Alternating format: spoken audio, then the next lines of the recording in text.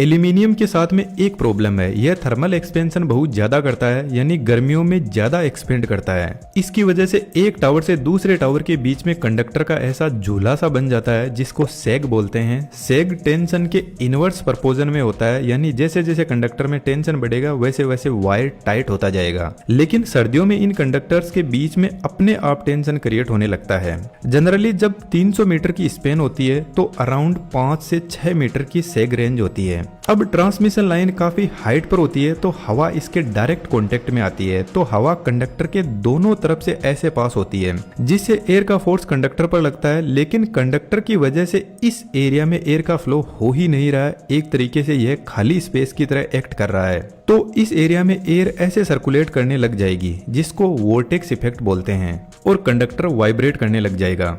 अब इस वाइब्रेशन से बचने के लिए ट्रांसमिशन लाइन के टावर के पास में कुछ ऐसे स्टोक ब्रिज डैम्पर लगे रहते हैं। इसमें यह जो डंबल जैसे लगे हैं यह वजन में भारी होते हैं, तो जब भी इनके पास में वाइब्रेशन पहुंचता है तो यह अपने हेवी वेट की वजह से यह वाइब्रेशन को एब्जॉर्ब कर लेते हैं।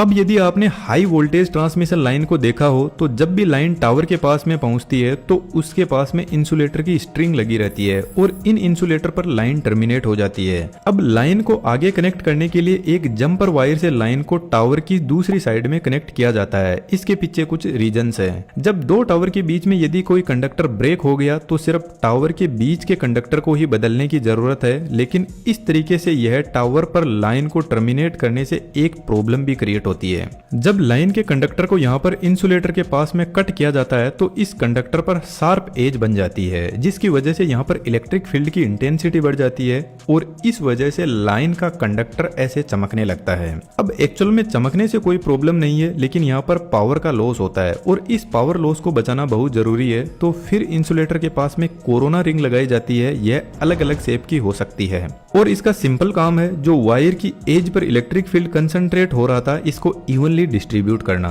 लेकिन बारिश की वाटर ड्रॉपलेट की वजह से कंडक्टर का सरफेस अनइवन हो जाता है, जिसकी वजह से भी फील्ड इंटेंसिटी बढ़ जाती है। इसकी वजह से भी कोरोना डिस्चार्ज होता है, जिसको कोरोना रिंग कंट्रोल करती है। यदि आप हाई वोल्टेज ट्रांसमिशन लाइन के पास से निकले हो और यदि आप नोटिस करोगे तो ट्रांसमिशन लाइन से हमेशा हमिंग नॉइस आती रहती है। एक्चुअल में वोल्टेज कितना भी हाई क्यों ना हो वह कोई भी नॉइस जनरेट नहीं करता है, लेकिन वह अपना इफेक्ट छोड़ता जाता है। जैसे कि इस हाई वोल्टेज की वजह से कंडक्टर के आसपास में एक वोल्टेज ग्रेडियंट जनरेट होता है। इसको सिंपल लैंग्वेज में समझते हैं। कंडक्टर अपने आसपास में हाई वोल्टेज की वजह से इलेक्ट्रिक फील्ड जनरेट करता है। अब इस इलेक्ट्रिक फील्ड की इंटेंसिटी जैसे जैसे हम कंडक्टर के पास में जाते हैं वैसे वैसे हाई इंटेंसिटी होती है। मान लेते हैं कंडक्टर से 30 सेंटीमीटर दूर इस इलेक्ट्रिक फील्ड की वजह से 700 केवी वोल्टेज पहुंचता है एयर आयोनाइजेशन की वजह से। इस तरीके से जैसे जैसे दूर जाते जाएंगे वैसे वैसे वोल्टेज कम होता जाएगा और ग्राउंड पर भी कुछ ना कुछ वोल्टेज एयर आयोनाइजेशन से पहुंचता है। तो इस एयर के आयोनाइजेशन और डी आयोनाइजेशन की वजह से स्पार्किंग जैसी आवाज आती रहती है और इस वजह से बहुत हाई लेवल के लाइन में लॉसेस होते हैं, जिसको कोरोना लॉस बोलते हैं। और इन लॉसेस से लाइन को बचाना बहुत ज्यादा जरूरी है।